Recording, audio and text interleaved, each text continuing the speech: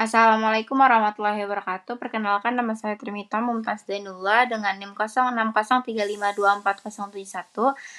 Kali ini saya akan menjelaskan tentang Jean Piaget. Jean Piaget seorang bapak psikologi kognitif.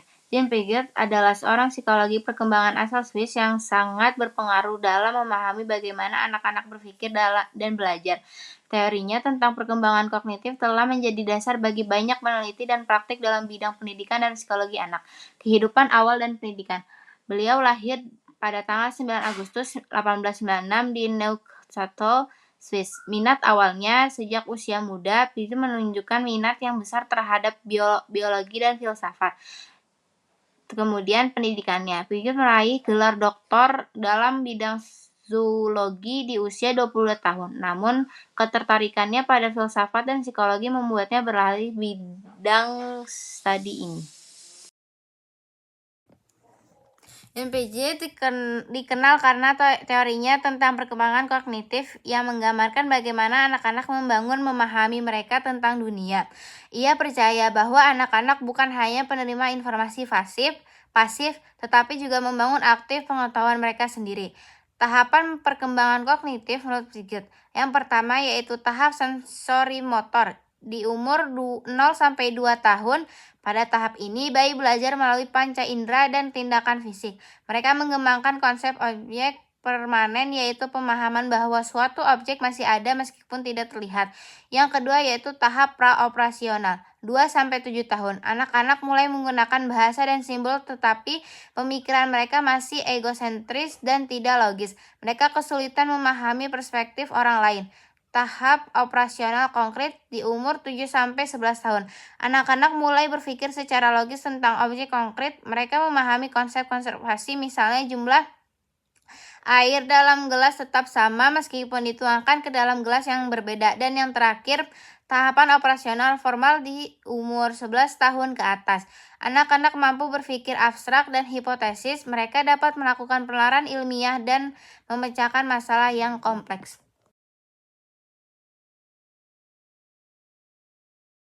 Metode penelitian Piaget. Piaget menggunakan berbagai metode penelitian untuk mengamati dan mempelajari perkembangan kognitif anak-anak, termasuk yang pertama, objek observasi. Piaget mengamati anak-anak dalam situasi sehari-hari dan dalam eksperimen terkontrol. Selanjutnya, wawancara klinis. Piaget mengajukan pertanyaan terbuka kepada anak-anak untuk memahami cara berpikir mereka. Dan yang terakhir, tugas-tugas kognitif. Piaget mengembangkan berbagai tugas kognitif untuk mengukur kemampuan berpikir anak-anak pada usia yang berbeda. Warisan Piaget. Teori Piaget telah memberikan pengaruh yang sangat besar dalam bidang psikologi, perkembangan, dan pendidikan. Meskipun beberapa aspek teorinya telah diperdebatkan, namun konsep-konsep utamanya masih relevan hingga saat ini. Pendidikan. Teori Piaget menekankan pentingnya pembelajaran aktif dan disesuaikan dengan tahap perkembangan anak. Psikologi kognitif. Piaget dianggap sebagai salah satu pendiri psikologi kognitif modern. Psikologi perkembangan. Teori Piaget memberikan kerangka kerja yang berguna untuk memahami bagaimana anak-anak berubah dan berkembang seiring waktu. Assalamualaikum warahmatullahi wabarakatuh. Saya Talita Keisha Almira dengan NIM 0603524069. Aaron Tibak. Dr. Aaron Tibak diakui secara global sebagai bapak dari Cognitive Behavior Therapy (CBT) dan salah satu peneliti terkemuka di dunia dalam bidang psikopatologi. Beliau dihormati atas kontribusinya yang membentuk bidang kesehatan mental, dan The American Psychologist menyebutnya sebagai salah satu dari 5 psikoterapis paling berpengaruh sepanjang masa. Kontribusinya dalam bidang kesehatan mental serta dampak nyata yang ia berikan pada kehidupan begitu banyak. Sebagai seorang teoretikus, ilmuwan, peneliti, dan penulis yang produktif, beliau menulis dan menjadi rekan penulis dalam 25 buku dan menerbitkan lebih dari 600 artikel sepanjang hidupnya.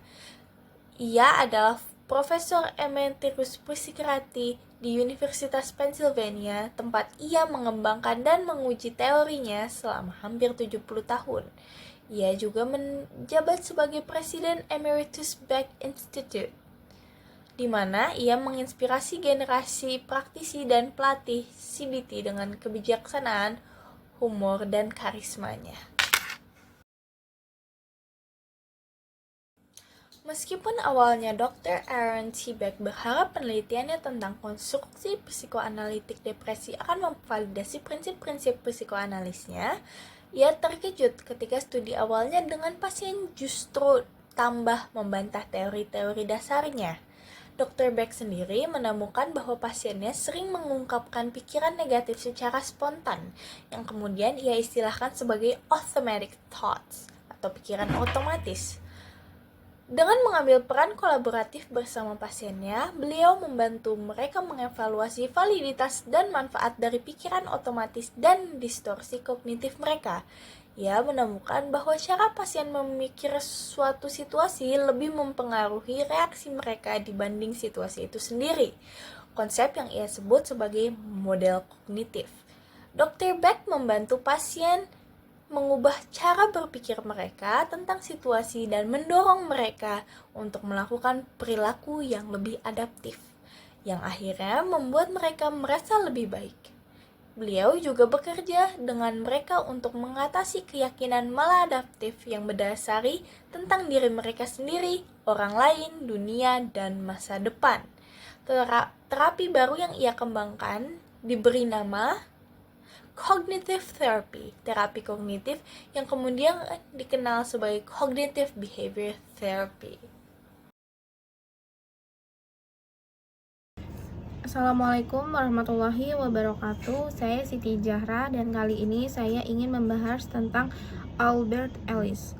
Albert Ellis lahir pada tanggal 27 September 1913 dan meninggal pada tanggal 24 Juli 2007.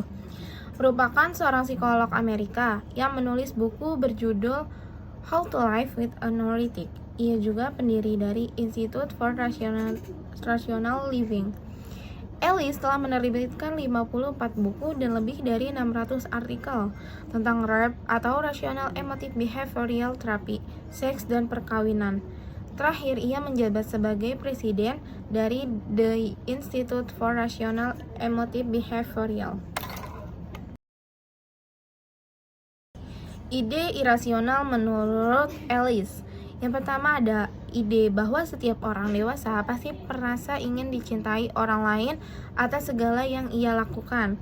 Yang kedua, ide bahwa ada tindakan-tindakan tertentu yang buruk dan merusak serta pelakunya harus dikencam karena tidak tahu malu. Yang ketiga, ide bahwa dunia akan kiamat jika segala sesuatunya tidak berjalan sesuai dengan rencana. Yang keempat, ada ide bahwa hal-hal yang membuat manusia menderita pasti datang dari luar dan ditimpakan pada diri kita oleh orang lain. Menurut Ellis, ada beberapa jenis pikiran keliru yang biasanya diterapkan oleh orang kebanyakan. Yang pertama itu ada mengabaikan hal-hal yang positif, kedua terpaku pada yang negatif, lalu yang ketiga ada terlalu cepat menggeneralisasikan. Teori Ellis.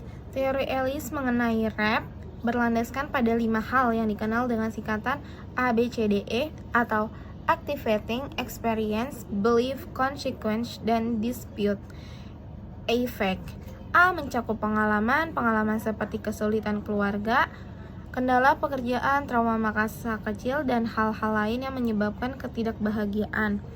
Lalu B mencakup keyakinan-keyakinan terutama yang bersifat irasional dan merusak diri sendiri yang juga merupakan sumber ketidakbahagiaan.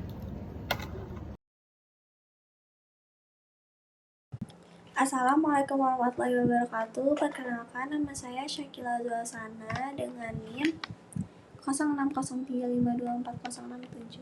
Saya akan membacakan mengenai Elizabeth Loftus yang lahir pada 16 Juli 1944 di Los Angeles, California. Merupakan seorang psikolog yang terkenal karena kontribusinya dalam bidang psikologi kognitif.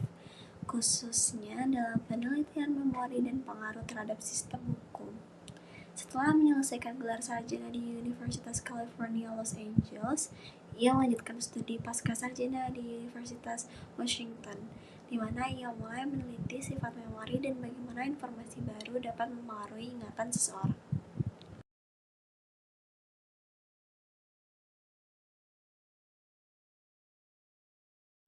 Loftus dikenal luas karena penelitiannya tentang false memory, yaitu ingatan yang tidak akurat atau sepenuhnya salah yang dapat dipicu oleh pertanyaan sugestif atau informasi tambahan.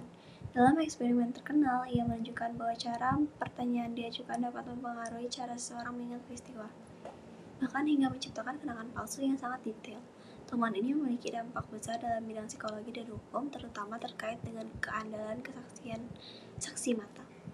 Karya pentingnya Eyewitness Testimony diterbitkan pada tahun 1979, membahas risiko dan kesalahan dalam mengandalkan kesaksian saksi mata dalam sistem peradilan.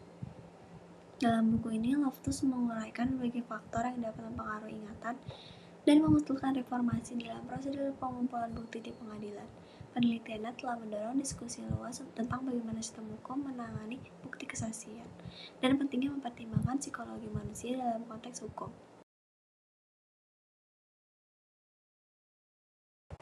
Sebagai penggagas dan pemimpin dalam bidang penelitian memori, Loftus telah menerbitkan lebih dari 500 artikel dan beberapa buku, menjadikannya salah satu akademisi paling terbuka dalam bidang psikologi.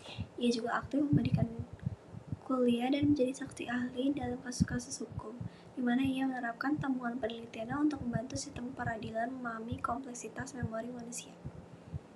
Hingga saat ini, Elizabeth Loftus terus berkontribusi pada penelitian dan pengajaran, memberikan wawasan tentang memori, kognisi, dan implikasinya dalam kehidupan sehari-hari.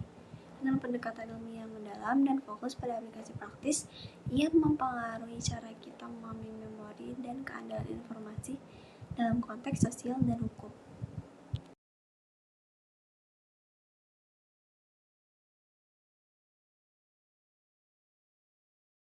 Assalamualaikum warahmatullahi wabarakatuh. Kenalkan, nama saya Taniam Aziza. Saya akan menjelaskan tentang Lev Vygotsky. Lev Vygotsky adalah seorang psikolog Rusia yang terkenal karena kontribusinya dalam teori perkembangan kognitif, khususnya dalam konteks sosial dan budaya. Lahir di Rusia, Vygotsky belajar di Universitas Moskow dan mengembangkan minat dalam psikologi dan filsafat. Meski masa hidupnya singkat, dia meninggal pada usia 37 tahun. Vygotsky meninggalkan warisan besar dalam bidang psikologi. Vygotsky dikenal dengan teori sosial kultural yang menekankan bahwa perkembangan kognitif anak sangat dipengaruhi oleh interaksi sosial dan budaya. Konsep utamanya termasuk zona perkembangan proksimal, yaitu yang menjelaskan jarak antara kemampuan anak untuk menyelesaikan tugas sendiri dan dengan bantuan orang lain, serta scaffolding, yaitu dukungan yang diberikan selama pembelajaran. Vygotsky juga menggarisbawahi pentingnya bahasa dalam perkembangan kognitif, melihatnya sebagai alat utama dalam berpikir dan belajar. Teorinya banyak mempengaruhi pendidikan dengan menekankan pada pembelajaran yang berbasis kolaborasi dalam konteks sosial. Meskipun Vygotsky tidak dapat melihat pengaruh besar karyanya selama hidupnya, pemikirannya kini dianggap sebagai salah satu landasan utama dalam psikologi pendidikan dan teori perkembangan. Pemikiran Lev Vygotsky. Pemikiran Lev Vygotsky berfokus pada pentingnya interaksi sosial dan budaya dalam perkembangan kognitif anak. Beberapa konsep utama dalam teorinya adalah: yang pertama, zona perkembangan proksimal atau ZPD. ZPD adalah jarak antara apa yang bisa dilakukan anak secara mandiri dan apa yang bisa dicapai dengan bantuan orang lain. Pembelajaran terbaik terjadi di dalam zona perkembangan proksimal atau ZPD, di mana anak memerlukan dukungan untuk mencapai potensi penuhnya. Yang kedua, scaffolding. Scaffolding adalah dukungan yang diberikan oleh orang dewasa atau teman sebaya yang lebih berpengalaman untuk membantu anak belajar. Dukungan ini berkurang seiring dengan perkembangan kemampuan anak. Yang ketiga, peran bahasa dalam perkembangan. Vygotsky berpendapat bahwa bahasa adalah alat utama dalam berpikir dan belajar. Bahasa tidak hanyalah digunakan untuk berkomunikasi, tetapi juga untuk membentuk proses berpikir, baik dalam komunikasi dengan orang lain maupun dalam pembicaraan diri atau inner speech. Yang keempat, internalisasi. Proses di mana anak menyerap pengetahuan yang diperoleh dari interaksi sosial dan mengintegrasikannya ke dalam pikiran dan tindakan mereka sendiri. Secara keseluruhan, Vygotsky menekankan bahwa perkembangan kognitif tidak terjadi secara terpisah, tetapi selalu dipengaruhi oleh konteks sosial dan budaya di mana anak berkembang. Assalamualaikum warahmatullahi wabarakatuh. Edward C. Stallman adalah seorang psikolog asal Amerika Serikat yang mengemukakan konsep psikologi positif dalam behaviorisme. Ia lahir pada tahun 1886 dan wafat pada tahun 1959 di California. Ia adalah seorang psikolog Amerika yang mengembangkan sistem psikologi yang mencoba untuk menjelajahi seluruh tindakan organisme. Ia menghasilkan teori mengenai behaviorisme operasional yang dalam perkembangannya cukup dikenal dan mempengaruhi perkembangan juga di dalam ilmu psikologi. Ia mengawali pendidikannya dengan mempelajari fisika, matematika, dan kimia di Institute of Technology. Ia mulai memiliki pemikiran Edward C. Stallman. Teori behaviorisme operasional. Teori ini didasarkan kepada pernyataan bahwa tingkah laku manusia secara keseluruhan disebut tingkah laku molar. Tingkah laku molar ini terdiri dari tingkah-tingkah laku yang lebih kecil yang disebut tingkah laku molekular yang dapat diperhatikan melalui perbuatan makan. Akan tetapi gerak-gerakan mengangkat sendok, mengambil makanan di piring, dan menyuapkan ke dalam mulut di dalam perbuatan makan adalah tingkah laku molekular. Tujuan dari tingkah laku terletak pada tingkah laku molekular, dan dengan demikian Tolman tidak menyetujui pendapat Watson yang menekankan pentingnya tingkah laku molekular atau refleks. Behaviorisme dari Tolman disebut juga behaviorisme operasional karena Tolman mencoba memformulasikan tingkah laku ke dalam suatu rumus sebagai berikut. B sama dengan F S A. B berarti behaviorisme atau tingkah laku, F berarti fungsi, dan S berarti situasi. A berarti antecedent, yaitu hal-hal yang mendahului suatu situasi. Jadi tingkah laku adalah fungsi dari situasi dan hal-hal yang mendahului situasi tersebut. Adapun tugas psikologi menurut Tolman adalah mempelajari hubungan antara B dengan S dan A. Dengan cara ini, Tolman berpendapat bahwa psikologi dapat mencapai objektivitas yang